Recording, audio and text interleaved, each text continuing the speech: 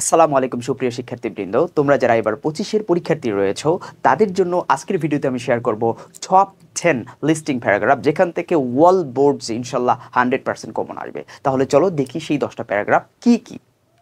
ওকে, তোমরা দেখছো common suggestions, 100% common suggestion, listing অথবা ডেসক্রিপটিভ প্যারাগ্রাফ। ওকে, প্রথম যেটা আছে সবচেয়ে গুরুত্বপূর্ণ যেটা, সেটা হলো ইম্পর্টেন্স অফ মরাল ভ্যালুস।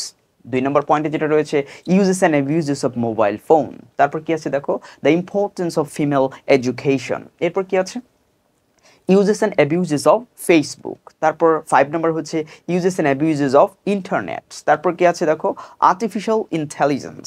এরপরে আছে দেখো ঢাকা মেট্রো রেল। তারপরে 8 নম্বরে রয়েছে দ্য পদ্মা ব্রিজ।